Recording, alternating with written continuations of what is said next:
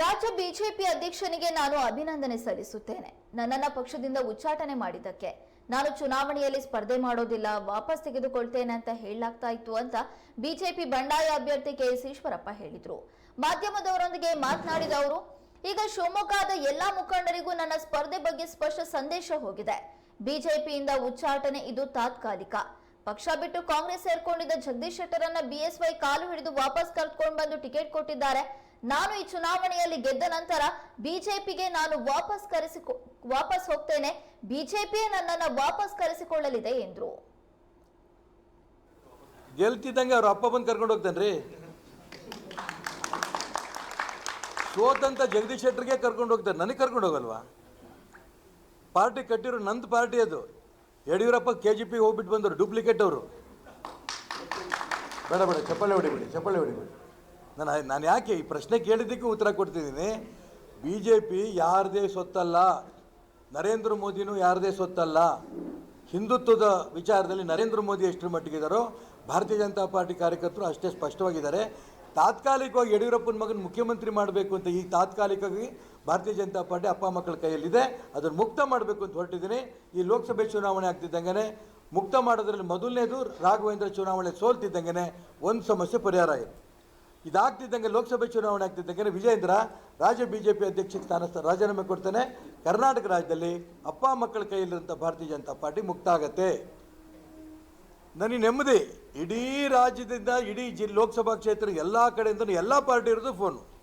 Sir ನೀವು ವಾಪಸ್ ತೊಗೊಂಡ್ಬಿಟ್ರೆ ಹೆಂಗೆ ಅಂತ. ಲಕ್ಕಿಲಿ ನೆನ್ನೆ 3 ಗಂಟೆಗೆ ವಾಪಸ್ ತೊಗೊಂಡಂಥ ಸಂದರ್ಭಕ್ಕೆ ಕ್ಲಿಯರ್ ಆಯಿತು. ಆವಾಗ ಅನೇಕರು ಫೋನ್ ಮಾಡಿದ್ರು, ಸರ್ ಇನ್ನೂ ವಾಪಸ್ ತೊಗೊಳಲ್ಲ, ಮಿತ್ತಿನಿಂದ ವಾಪಸ್ ತೊಗೊಳೋದಪ್ಪ ಅಂತ. ಅಷ್ಟರೊಳಗೆ ವಿಜೇಂದ್ರ ಪುಣ್ಯಾತ್ಮ ಭಾಳ ಒಳ್ಳೆ ಕೆಲಸ ಮಾಡಿದ್ದು ಅಂದರೆ ಉಚ್ಚಾಟನೆ ಮಾಡಿದ್ದು. ಯಾಕೆಂದರೆ 3 ಗಂಟೆ ಹಾಕೋದು ಕಾಯ್ತಾ ಇದ್ದ ಅಂತ ಕಾಣುತ್ತೆ, ಉಚ್ಚಾಟನೆ ಮಾಡಬೇಕು ಅಂತ. ಆವಾಗ ಯಾರ್ಯಾರು ನನಗೆ ಬೆಂಬಲ ಕೊಡಬೇಕು ಅಂತ ನಿಲ್ಲೇಬೇಕು ಅಂತ ಅಪೇಕ್ಷೆ ಪಟ್ಟಿದ್ರು ಅವರೆಲ್ಲರೂ ನಿರಾಳ. ಈಶ್ವರಪ್ಪ ನಿಲ್ತಾನೆ ಉಚ್ಚಾಟನೆ ಆದಮೇಲೆ. ಹಾಗಾಗಿ ಅವರೆಲ್ಲರೂ ನಿರಾಳಾಗಿದೆ. ಅವರೆಲ್ಲರೂ ಕೂಡ ನೇರವಾಗಿ ಕ್ಷೇತ್ರಕ್ಕೆ ಬಂದು ಭಾರತೀಯ ಜನತಾ ಪಾರ್ಟಿಯ ಅಭ್ಯರ್ಥಿಯನ್ನು ಸೋಲಿಸಿ ಪಕ್ಷೇತರ ಅಭ್ಯರ್ಥಿ ಆಗಿರುತ್ತೆ ಈಶ್ವರಪ್ಪನ ಗೆಲ್ಲಿಸಬೇಕು ಅಂತ ನೇರವಾಗಿ ಕಾರ್ಯಕ್ಷೇತ್ರ ಧುಮ್ಮಿಸಿ ಅವರೆಲ್ಲರೂ ಕೂಡ ಗೆಲ್ಲಿಸ್ತಾರೆ. ನನಗೆ ಗೊತ್ತಿಲ್ಲ ಏನು ಪರೋಕ್ಷವಾಗಿ ಏನು ಮಾಡಿದ್ರು ನನಗೆ ಗೊತ್ತಿಲ್ಲಪ್ಪ. ನನಗೆ ಗೊತ್ತಿಲ್ಲ ಏನು ಹೇಳಿದ್ರು ಗೊತ್ತಿಲ್ಲ. ನಾನು ಯಾಕೆ ಅವ್ರನ್ನೆಲ್ಲ ದೊಡ್ಡವ್ರು ಮಾಡೋಕ್ಕೆ ಹೋಗಲಿ? ನನ್ನಿಂದ ಬೆಳೆದಿರೋ ನಮ್ಮ ಶಿಷ್ಯ ಅಂತೀರಿ. ನನ್ನಿಂದ ಬೆಳೆದಿರೋಂಥ ಶಿಷ್ಯ ನನಗೇನು ಟೀಕೆ ಮಾಡಿ ಅಂತ ನನಗೇನು ಗೊತ್ತಿಲ್ಲ. DS ಈಶ್ವರಪ್ಪನ ಹಾಕ್ಸಿದ್ದೀವ್ರೆ ಜನಗಳು ಕನ್ಫ್ಯೂಷನ್ ಆಗುತ್ತೆ ಅಂತ. ಜನರು ದಡ್ಡರಲ್ಲ, ಓಟ್ ಬಿಡ್ತಾರೆ. ಫಸ್ಟು KS ಈಶ್ವರಪ್ಪ ಹೆಸರಿದೆ, ನಂಬರ್ 8. ಅದಕ್ಕೆ ರೈತನ ಮತ್ತು ಕಬ್ಬು ಚಿಹ್ನೆ ಹುಡುಕಾಗ್ತಾರವಿನ ಇನ್ನೊಂದು 10 ಹಾಕ್ಸ್ಬೇಕಿತ್ತು, ಒಂದಕ್ಕೆ. ಯಾವ ಕಾರಣಕ್ಕೂ ಈ ರೀತಿ ಇನ್ನೊಬ್ಬ ಈಶ್ವರಪ್ಪ ಹಾಕಿ ಗೊಂದಲವನ್ನು ನಿರ್ಮಾಣ ಅಂತ ಮಾಡೋಂಥ ಪ್ರಯತ್ನ ಬೇರೆಯವ್ರು ಮಾಡ್ಬೋದು. ಆ ಗೊಂದಲಕ್ಕೆ ಶಿವಮೊಗ್ಗ ಕ್ಷೇತ್ರದ ಲೋಕಸಭಾ ಕ್ಷೇತ್ರದ ಮತದಾರರು ಯಾವ ಕಾರಣಕ್ಕೂ ಗೊಂದಲಕ್ಕೆ ಬಲಿ ಬೀಳಲ್ಲ. ಹುಡುಕಿ ನನ್ನ ಹೆಸರು ಮುಂದೆ ನನ್ನ ಫೋಟೋನು ಕೂಡ ಇರುತ್ತೆ, ನನ್ನ ಸಿಂಬಲ್ಗೆ ವೋಟ್ ಮಾಡ್ತಾರೆ ಅನ್ನೋ ನಂಬಿಕೆ ನನಗಿದೆ. ವಿಜೇಂದ್ರ ಕುಂಕುಮ ಅಳಿಸ್ಕೋತಾ ಇರೋದು ವಿಡಿಯೋ ವೈರಲ್ ಆಗಿದೆ ಅಂತ ಹೇಳ್ತಿದ್ದೀರಿ. ಯಾವುದೇ ನೀತಿ ನಿಯಮ ಇಲ್ಲದೇನೆ ಕಾಂಗ್ರೆಸ್ನವ್ರ ಜೊತೆಗೆ ಹೊಂದಾಣಿಕೆ ರಾಜಕಾರಣ ಮಾಡಿಕೊಂಡು ಅಪ್ಪ ಮಕ್ಕಳು 60,000ರಿಂದ 10,000ಕ್ಕೆ ಇಳಿದು ಅವ್ರ ನೈತಿಕತೆ ಪ್ರಶ್ನೆನೇ ಇಲ್ಲ. ಕುಂಕುಮ ಯಾವಾಗಾರು ಹಚ್ಕೋತಾರೆ, ಯಾವಾಗಾರು ತೆಗಿತಾರೆ. ಅವರಪ್ಪ KGPಗೆ ಹೋಗಿದ್ದರು.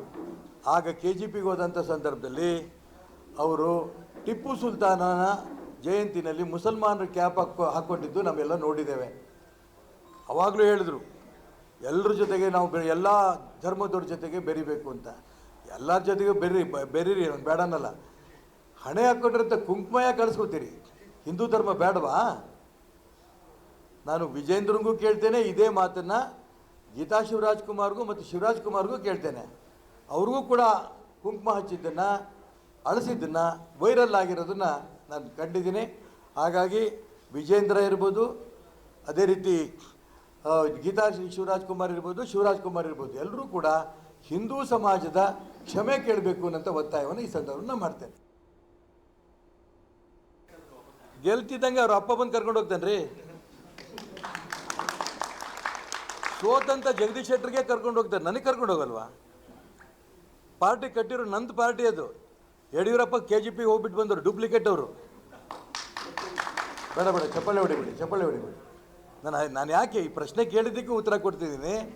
BJP ಯಾರದೇ ಸೊತ್ತಲ್ಲ, ನರೇಂದ್ರ ಮೋದಿನೂ ಯಾರದೇ ಸೊತ್ತಲ್ಲ. ಹಿಂದುತ್ವದ ವಿಚಾರದಲ್ಲಿ ನರೇಂದ್ರ ಮೋದಿ ಎಷ್ಟರ ಮಟ್ಟಿಗಿದ್ದಾರೋ ಭಾರತೀಯ ಜನತಾ ಪಾರ್ಟಿ ಕಾರ್ಯಕರ್ತರು ಅಷ್ಟೇ ಸ್ಪಷ್ಟವಾಗಿದ್ದಾರೆ. ತಾತ್ಕಾಲಿಕವಾಗಿ ಯಡಿಯೂರಪ್ಪನ ಮಗನ ಮುಖ್ಯಮಂತ್ರಿ ಮಾಡಬೇಕು ಅಂತ ಈ ತಾತ್ಕಾಲಿಕವಾಗಿ ಭಾರತೀಯ ಜನತಾ ಪಾರ್ಟಿ ಅಪ್ಪ ಮಕ್ಕಳ ಕೈಯಲ್ಲಿದೆ. ಅದನ್ನು ಮುಕ್ತ ಮಾಡಬೇಕು ಅಂತ ಹೊರಟಿದ್ದೀನಿ. ಈ ಲೋಕಸಭೆ ಚುನಾವಣೆ ಆಗ್ತಿದ್ದಂಗೆ ಮುಕ್ತ ಮಾಡೋದ್ರಲ್ಲಿ ಮೊದಲನೇದು ರಾಘವೇಂದ್ರ ಚುನಾವಣೆ ಸೋಲ್ತಿದ್ದಂಗೆ ಒಂದು ಸಮಸ್ಯೆ ಪರಿಹಾರ ಆಯಿತು. ಇದಾಗ್ತಿದ್ದಂಗೆ ಲೋಕಸಭೆ ಚುನಾವಣೆ ಆಗ್ತಿದ್ದಂಗೆ ವಿಜೇಂದ್ರ ರಾಜ್ಯ BJP ಅಧ್ಯಕ್ಷ ಸ್ಥಾನ ರಾಜೀನಾಮೆ ಕೊಡ್ತಾನೆ. ಕರ್ನಾಟಕ ರಾಜ್ಯದಲ್ಲಿ ಅಪ್ಪ ಮಕ್ಕಳ ಕೈಯಲ್ಲಿರುವಂಥ ಭಾರತೀಯ ಜನತಾ ಪಾರ್ಟಿ ಮುಕ್ತ ಆಗತ್ತೆ. ನನಗೆ ನೆಮ್ಮದಿ